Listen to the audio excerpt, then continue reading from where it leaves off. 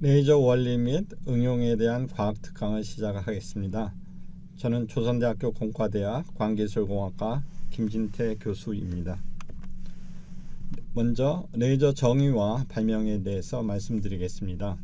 레이저라는 것은 영어로 Light Amplification by Stimulated Emission of Radiation, 즉 이 앞자를 따서 레이저라고 합니다. 한글로는 복사의 유도 방출에 의한 빛의 증폭입니다. 여기서 복사라는 것은 어떤 물체가 있으면 원자들로 구성이 되어 있는데 그 원자들로부터 전자기파가 나와서 열로 방출하는 현상을 우리는 복사 현상이라고 합니다. 여러분들이 아는 바와 같이 라디에이터에서 열이 나오죠. 일종의 마이크로웨이브가 나오는 겁니다. 전자기파가 나오는 거죠. 물론 난로에서도 뜨거우니까 열이 나오죠. 신체에서도 열이 나오죠. 그래서 여러분들이 온도를 요즘 코로나 때문에 온도를 재는데 거기 이제 방법이 여기서 나오는 마이크로파를 우리가 측정하는 것입니다. 1960년 5월 16일 메이만 박사는 보석인 루비 결정을 이용해서 세계 최초로 레이저를 구현하였습니다. 유네스코는 2017년 5월 16일을 세계 빛의 날로 이 레이저 발명일 날을 기념하여 세계 빛의 날로 제정하였습니다. International Day of Light로 제정을 했죠.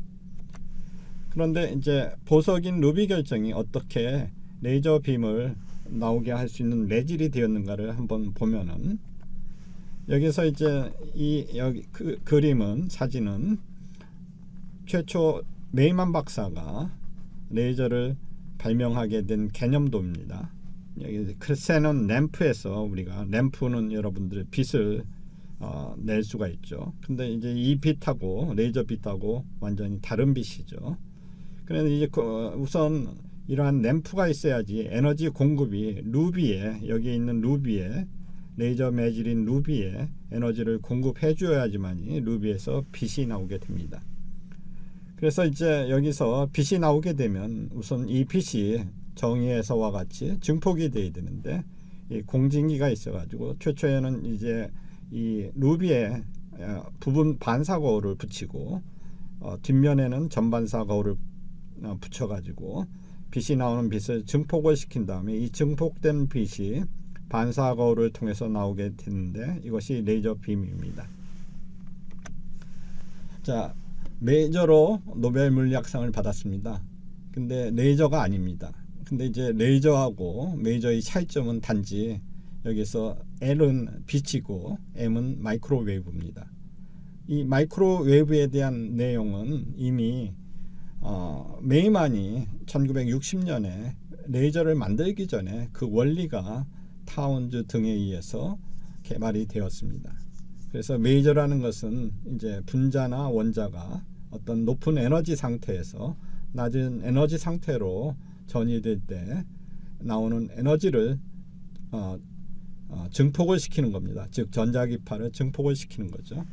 근데 메이만이 왜 레이저를 발명했지만 노벨상을 못 받았나요? 메이만은 이미 이 빛의 원리를 이용해서 레이저를 만들었지만, 이러한 원리는 좀 전에 말씀드린 바와 같이 메이저에서, 즉 마이크로웨이브 증폭에서 이 원리가 모두, 레이저 원리가 다 잘 알려져 있기 때문에 타운즈 등의 노벨 물리학상을 주게 되었습니다. 여기서 라이트하고 마이크로웨이브는 둘 다 같은 포톤입니다. 그래서 원리는 동일하게 되겠죠. 올해는 레이저 발명 60주년이 되는 해가 돼서 아주 뜻깊은 해가 되었습니다. 자, 타운즈는 메이저의 원리를 알아냈고, 바소프와 프로코로프는 이 원리에 기반을 두고 메이저를 만들어냈습니다. 그래서 노벨상을 1964년에 받게 되죠. 최근 2018년에 의학용, 산업용 정밀기기 레이저 개발로 노벨상을 받게 된 세 분이 있습니다. 여성 과학자로는 처음으로 레이저 관련 노벨상을 받게 됐죠. 캐나다의 스트리클런드. 에슈킨 박사는 레이저를 이용해서 내재를 갖다가 자유자재로 움직일 수 있는 방법을 개발하게 됐죠. 무르 박사는 스크리클런드 박사와 서로 레이저 증폭을 통해서 레이저 파워를 현저히 증가시키는 방법을 개발하여 의학, 산업용 정밀기기 발전에 기여를 하였습니다. 그럼 빛 생성 원리를 알아봅시다. 우선 빛 생성 원리를 알기 위해서는 우리가 원자 구조를 알아야 됩니다. 원자는 중앙에 원자 핵이 있고 그 주변에 전자가 돌고 있습니다. 그래서 이 상태는 초록색 상태는 낮은 에너지 상태이고 빨간색은 높은 에너지 상태입니다. 이 원자에 에너지를 공급해 주면 이러한 에너지는 열이 될 수도 있고 빛이 될 수도 있고 가스 방전이 될 수도 있습니다. 전자가 낮은 에너지 상태에 있다가 높은 에너지 상태로 천이가 되겠죠. 전자 궤도가 바뀌게 됩니다. 이것은 마치 인공위성이 지구 표면에서 어느 궤도로 이렇게 올라가게끔 에너지를 받아가지고 올라가는 과정하고 비슷합니다. 자, 이렇게 올라간 전자는 이제 천이를 하게 다시 오랜 동안 이곳에 머무르지 못하고 높은 에너지 상태에 머무르지 못하고 낮은 에너지 상태로 내려오게 되는데 천이가 되는데 그때 에너지 보존이 되기 위해서 빛이 방출하게 됩니다. 이러한 빛들은 레이저에 사용되는 유도 방출이 아니라 자발 방출이 되겠습니다. 자, 이제 발생된 빛의 특성을 좀 더 알아야 되겠습니다. 자발 방출은 좀 전에 말씀드렸는데 여기에 나오는 바와 같이 시작점이 다 다른 빛이 나온다고 생각을 하면 됩니다. 여러분들 전깃줄에 새가 있으면 그 새들은 항상 우리가 꾸벅꾸벅 조는 놈도 있고 그냥 날아갔다 다시 오는 새도 있고 순간순간 왔다 갔다 지멋대로 왔다 갔다 하는데 실질적으로 전자가 방출되는 것이 지멋대로 이렇게 방출돼서 빛이 지멋대로 나오는 빛을 우리는 결이 안 맞은 파동이라고 얘기를 합니다. 근데 레이저에 사용되는 유도 방출은 여기서 보는 바와 같이 시작점이 다 같이 동시에 빛이 나오게 됩니다. 그래서 이 빛을 결맞은 파동이라고 하는데 조금 전에 새가 전깃줄에 있는데 만약에 총을 쏘았다. 어떻게 보면 새한테는 에너지를 갑자기 준 거죠. 모든 새가 동시에 날아가게 되겠죠. 그래서 이런 식으로 결이 맞는 상황이 돼서 결맞은 파동이라고 생각을 할 수가 있습니다. 유도 방출은 외부에서 에너지 공급 시에 전자가 유도되어 방출되는 빛이고 자발 방출은 외부 에너지 공급에 관계없이 자발적으로 방출되는 빛입니다. 자, 유도 방출 및 자발 방출에 대해서 좀 더 살펴보면 우선 전자의 이동을 우리가 잘 살펴보아야 됩니다. 그래서 전자는 처음에는 낮은 에너지 상태, 즉 기저 에너지 상태에 있게 되고 여기 에너지 상태로 갈 준비를 하고 있습니다. 에너지를 받아야 되겠죠. 에너지는 빛이 될 수가 있기 때문에 빛을 받게 되면 원자가 에너지를 흡수해서 전자가 낮은 에너지 상태에서 높은 에너지 상태로 천이가 되겠습니다.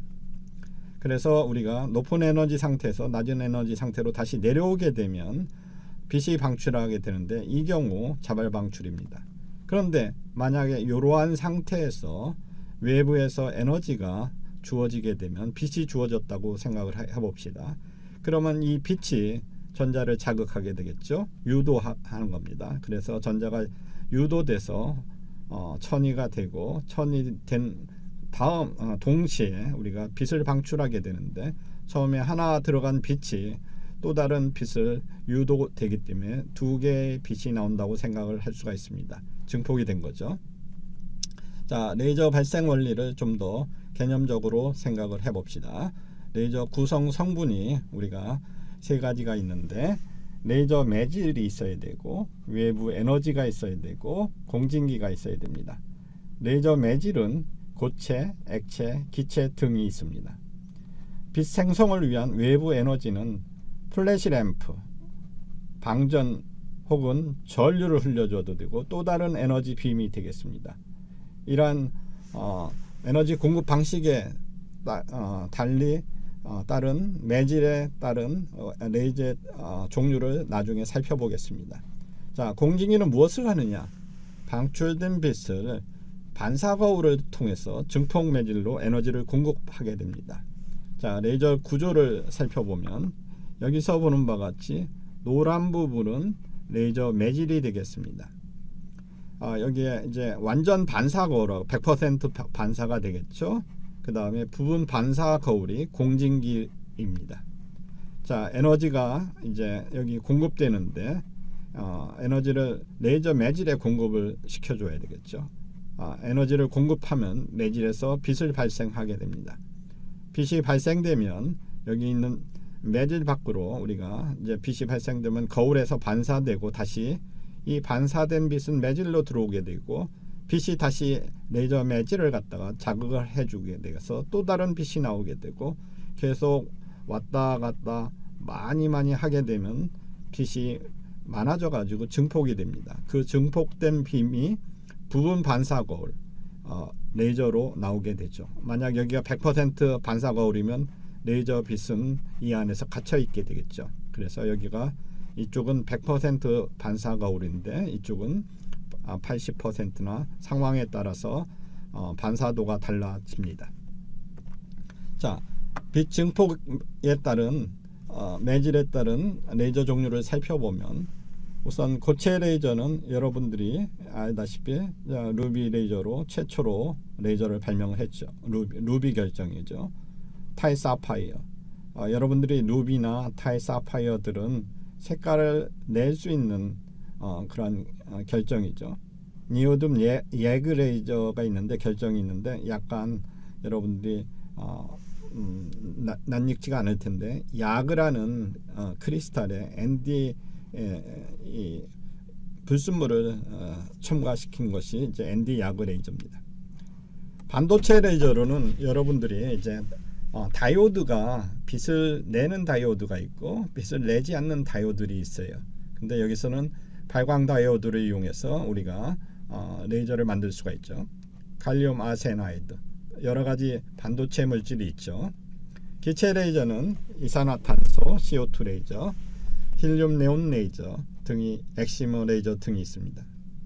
액체 레이저는 색소인데 색소 레이저는 실질적으로 색소는 가루 형태로 되어 있습니다. 근데 이 가루를 솔루션을 갖다가 더해 가지고 액체 형태로 우리가 만들어 가지고 레이저 매질을 만듭니다. 또한 자유전자 레이저, 전자를 우리가 가속을 시켜서 우리가 또 레이저를 만들 수가 있죠. 빛 파장에 따른 레이저 종류를 살펴보겠습니다. 눈에 보이는 레이저가 있고 지금 여기서 보는 바와 같이 초록색 빔이 나오는 것을 볼 수가 있죠. ND 야그 레이저. 이 파장은 우리 눈에 제일 잘 보이는 파장 근처에 532 나노미터 초록색 빔을 가지고 있고 매우 직진성이 강한 것을 알 수가 있습니다. 빨간색 레이저로서 힐륨 니온 레이저가 되겠습니다. 파장은 633 나노미터 빨간색이 되겠습니다. 뒤에 이제 이러한 레이저 특성을 살펴보겠는데 직진성, 그 다음에 단색성 등에 대해서 알아볼 예정입니다. 물론 눈에 보이는 레이저가 있지만 눈에 안 보이는 레이저도 있습니다. 예를 들어 엑시머 레이저는 가스 레이저입니다. 근데 이제 파장은 308 나노미터이기 때문에 자외선이고 우리 눈에 안 보입니다. CO2 레이저는 상당히 이제 파장이 길죠. 여러분들이 알다시피 파장이 긴 경우에는 에너지가 작고 파장이 짧은 경우에는 에너지가 크죠. 그래서 CO2 레이저는 10.6 마이크로메타로 상당히 긴 파장의 적외선 레이저입니다. 일반 광원과 레이저 광원의 특성 차이를 한번 살펴보겠습니다. 우리가 이제 일반 광원 중에 LED가 있는데 LED는 라이트 이미팅 다이오드로 여러분들 이제 형광등에서 LED 등으로 많이 바꾸고 있죠.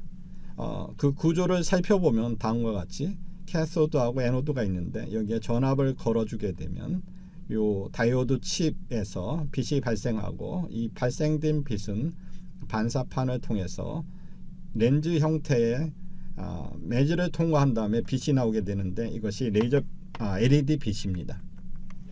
또한 형광등 혹은 지금 전구를 살펴보고 있는데 전구는 여기 니크롬선이 있고 여기다가 전류를 가해주게 되면 여기서 이제 빛이 발생하는데 이제 퍼지게 되겠죠. 여기 보여준 바와 같이 강렬한 아까 헬륨 네온 레이저는 빨간색이 나오는 형태로 주어졌는데 지금 초록색 빔이 강렬하게 나오는 것을 볼 수 있습니다. 이러한 레이저와 이러한 일반 광원들의 한번 차이점을 보게 되면 일반 광원 중에서도 LED와 전구 형광등하고는 좀 더 차이가 있는데 우리가 이전에 결맞음에 대해서 얘기했죠. 그 다음에 휘도 밝은 정도입니다.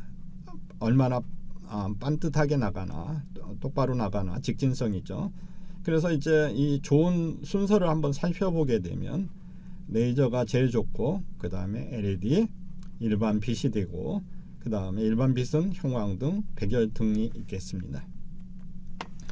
일반 빛과 레이저 빛의 차이점을 좀 더 살펴보게 되면 자 레이저는 빛이 직진할 수 매우 멀리 일직선으로 날아갑니다. 그래서 레이저 빔은 직진성이 있고 그 다음에 이제 색깔이 하나입니다. 아까 633 나노미터라고 했는데 좀 더 유효 숫자를 넓혀보면 62.28 나노미터입니다. 색깔이 하나입니다. 이렇게 빨간색 하나고 그 다음에 간섭성이 있기 때문에 여기서 보는 바와 같이 어둡고 밝고 한 간섭무늬가 생기는데 간섭무늬라는 것은 두 개의 빛이 만나게 되면 항상 밝을 것으로 생각되는데 실제로는 그렇지 않고 어두운 무늬도 생성이 됩니다.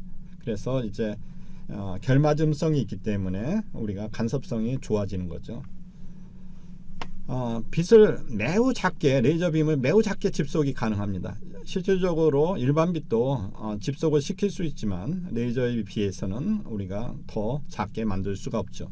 자, 일반 빛들은 레이저에 비해서 이렇게 퍼집니다. 퍼져버리기 때문에 특성이 완전히 다르죠. 색깔의 측면에서 살펴보면 여러가지 색깔이 나오게 됩니다. 그래서 이러한 여러가지 색깔들은 레이저의 단색성과는 많은 차이가 있죠. 간섭성을 가지는 것이 레이저인데 간섭성이 없고 여기에 밝은 무늬, 어두운 무늬가 있을 수가 없고 항상 밝은 무늬가 나옵니다. 매우 작게 만들 수가 없죠. 레이저에 비해서 어느 정도는 작게 만들 수 있지만 그 다음에 레이저의 이제 시간 특성인 펄스에 대해서 살펴보겠습니다. 레이저는 연속광으로 연속적으로 우리가 Continuous Wave라고 해서 CW 레이저로 생각을 할 수가 있는데 연속적으로 방출되는 레이저 빛입니다. 펄스광은 펄스 웨이브로 짧은 시간 동안에만 방출되는 근데 짧은 시간 동안에 방출된다면 주기적으로 이렇게 그 펄스가 방출되겠죠. 그래서 1초 동안에 1줄의 에너지를 방출하는 파워는 1와트입니다. 이것의 1000배를 킬로와트, 100만 배를 메가와트, 10억 배를 1기가와트, 1조 배를 1테라와트 등으로 테라와트 수준이 되면 엄청난 파워를 가지고 있는 것을 알 수가 있습니다. 메가와트, 기가와트 같이 높은 출력을 갖는 연속적이지 않고 펄스 형태로 나오는 빛들은 순간적으로 빛을 발생하기 때문에 엄청난 파워를 주게 됩니다. 펄스광의 세기를 살펴보면 인텐시티인데 에너지를 1초로 나눈 거죠. 그래서 1줄의 에너지를 10의 마이너스 12승 초에 해당되는 그러한 선폭을 가지고 있는 레이저로 발생을 시키면 10의 12승 와트라는 거대한 출력을 얻을 수가 있습니다. 그래서 극초단 레이저라는 것이 실질적으로 최첨단 레이저라고 생각할 수가 있는데 그 극초단 레이저의 펄스폭은 10의 마이너스 12승 초 이하로 우리가 줄임으로써 테라와트 즉 10의 12승 와트 10의 12승 줄 퍼 세컨드 이상의 피크 파워 첨도 파워라고 할 수가 있죠. 그러니까 극대 파워가 나오는 지점입니다. 파워입니다. 그래서 달성할 수가 있죠. 이러한 레이저를 보통 극초단 레이저 혹은 fem토초 레이저라고 합니다. 그럼 100 fem토초 레이저 펄스가 얼마나 짧은가를 한번 살펴보게 되면, 빛은 1초에 지구를 7.5바퀴 이동을 합니다. 근데 만약에 100펨토세컨드, 즉 10의 마이너스 13승 세컨드의 시간 동안 빛이 이동한 거리를 살펴보면 이 머리카락의 직경의 2분의 1에 해당되는 70 마이크로미터 정도를 이동하는 거리입니다. 매우 짧은 시간이죠. 자, 우리가 이제 레이저 빛으로 우리가 무엇을 하는가, 응용하는 것을 살펴보기 전에 최근 발표된 사진 하나를 보내드리겠습니다. 지금 여기 4개의 레이저 빔이 이제 여기 별이 폭발하는 곳으로 보냈습니다. 사실 이 별이 폭발하는 장소는 아주 멀리 있는 곳이라서 실질적으로 이 레이저 빔을 이쪽으로 보내려는 것이 아니고, 여기서 보는 바와 같이 색깔, 직진성, 산란 등을 갖다가 파악함으로써 이 별 폭발 현장에서 무슨 일이 일어나는가를 레이저로 확인하려는 과정입니다. 그래서 이 사진은 실제로 칠레의 파라날 천문대에서 용골자리 에타를 향해 발사된 레이저 빔입니다. 레이저 빛이 지구의 대기와 만나 이렇게 색깔을 띠게 되고 산란이 되기 때문에 우리가 색깔을 볼 수 있게 되겠죠.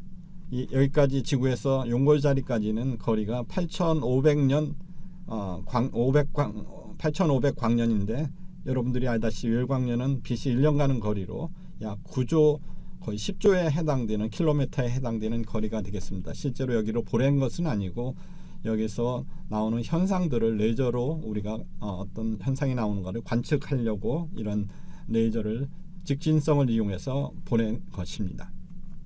자, 그래서 레이저 빔의 직진성, 산란성 등을 우리가 여기서 확인할 수 있습니다. 레이저 응용 분야를 살펴보면 여러 가지 분야가 있습니다. 레이저 가공, 계측, 의료, 통신, 정보 가전기기, 무기 등 다양한 곳에 적용이 되고 있습니다. 가공 기술은 차세대 생산 기술로 아주 작은 크기의 물질을 가공시킬 수 있습니다.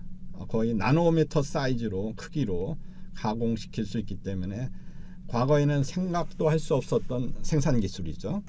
레이저 계측 기술은 3차원을 만들 수 있고 3차원을 정밀 측정할 수 있는 그런 홀로그램 기술을 포함하고 있습니다.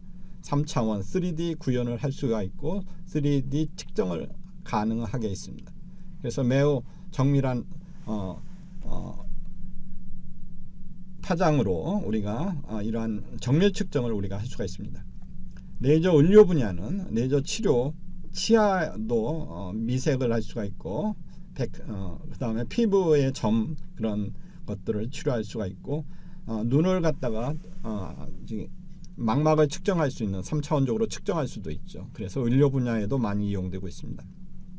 통신 분야에는 여러분들 유비쿼터스 시대를 우리가 창출했다고 볼 수가 있는데, 유비쿼터스라는 것은 여러분들이 사람들이 언제 어디서나 어떤 단말기로도 각종 콘텐츠를 자유롭게 이용할 수 있는 그런 통신 방법을 개발하게 되었습니다. 레이저 정보 가전 기기는 레이저 디스플레이 TV, DVD 이런 것들이 이제 디지털 기술들을 적용하여 레이저와 적용하여 아주 정밀 디스플레이 기술을 개발하였습니다. 또한 레이저 무기로 유도 폭격이 가능하고 스타워즈처럼 레이저 빔을 이용해서 적의 탱크, 비행기 등을 파괴시킬 수 있는 최첨단 무기 기술이 개발되었습니다.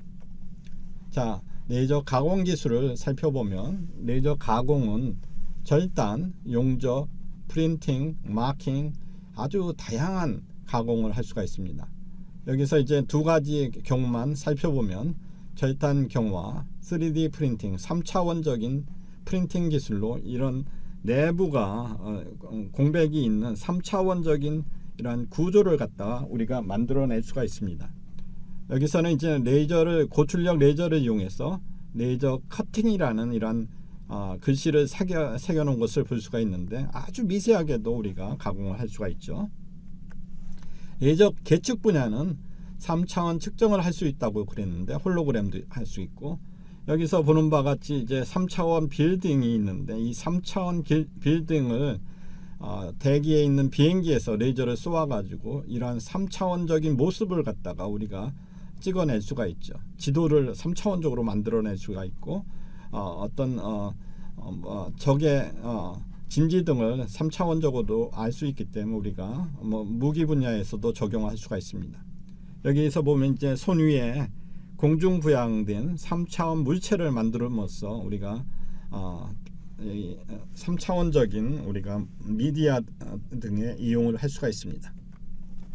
레이저 의료 분야를 살펴보면 피부 등을 치료할 수가 있는데, 여기 이제 앞면에 나온 점, 여기 아주 조그만 점인데 여기 점들을 갖다가 레이저를 이용해서 처리를 해가지고 없앤 것을 보여주고 있습니다.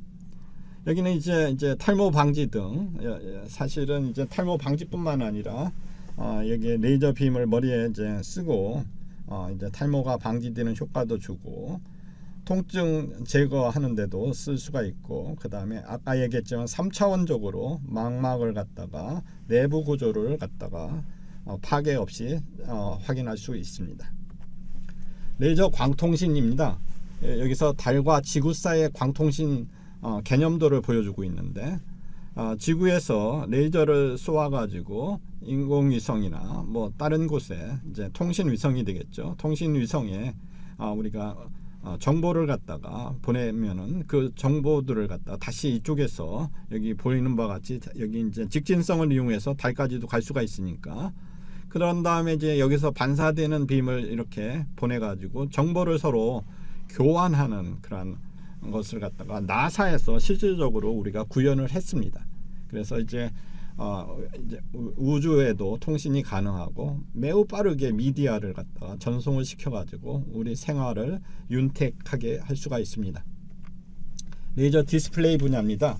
레이저 디스플레이 중에 TV들이 요즘 레이저 TV, LED TV 등이 개발이 되고 있는데 아주 픽셀이 아주 좋고 아주 미세한 형상들을 볼 수가 있죠. 특히 3차원적으로도 우리가 볼 수 있는 기술들이 개발이 돼 가지고 우리 생활을 윤택하게 하고 있습니다. 여기는 이제 빌딩 밖에 레이저들을 투사시켜 가지고 우리가 쇼를 하는 모습을 보여주고 있는데 아주 현란한 레이저 쇼를 갖다가 볼 수가 있습니다. 고출력 레이저 무기 분야를 살펴보면 해안포로도 우리가 사용을 할 수가 있죠. 레이저 빔을 쏘아 가지고 적의 적선을 갖다 파괴시킬 수 있고 특정한 물체를 갖다가 파괴시킬 수가 있습니다. 또한 특정한 위치에 레이저 빔을 보내 가지고 그 위치를 확인할 수도 있습니다. 탱크에도 장착돼 가지고 비행기를 파괴할 수가 있죠.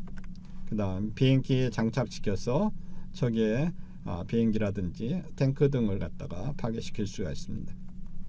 이러한 첨단 무기체계 구축은 레이저 개발을 독려를 하고 있고, 우리는 이러한 기술들을 이용해서 무기체계 구축을 최신 무기로 바꾸고 있습니다.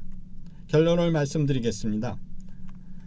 레이저를 이용한 이러한 새로운 가공 기술, 측정 기술, 광통신 기술, 디스플레이 기술, 치료 기술, 레이저 무기 기술 등 다양한 분야에 우리가 적용이 되고 있습니다. 이러한 레이저를 이용한 기술들은 새로운 시대를 열고 있습니다. 미세한 재료들을 만들 수가 있고 측정을 할 수가 있고 3차원적으로 모습을 만들 수 있고 측정을 할 수가 있고, 그러한 3차원 현상을 이용해서 미디어에도 적용이 되고 TV에도 적용이 되고, 아까 보여드렸다시피 이제 지구와 달과의 광통신 시대도 열 수 있고, 그 다음에 디스플레이로 TV, DVD 등 여러 가지 아주 우리 생활을 윤택하게 할 수 있는 가전기기에도 적용이 되고, 그 다음에 레이저를 이용해서 치료가 가능해서 우리가 파괴 없이 눈의 내부 구조를 우리가 볼 수도 있고, 내부의 구조를 봄으로써 우리가 이제 어떤 병명을 우리가 알 수가 있고, 특히 저도 레이저를 이렇게 사용하고 개발하고 그러지만은 레이저를 이용해서 제 눈에 망막 부위를 갖다가 측정을 해가지고 혜택을 본 사람 중에 한 명입니다. 자, 그래서 21세기는 레이저 시대입니다. 여러분들이 이제 레이저에 대한 자세한 개념도와 이러한 응용 분야를 살펴봄으로써 새로운 레이저 학문에 대한 관심을 가지게 된 것을 가지게 될 것으로 생각합니다. 감사합니다.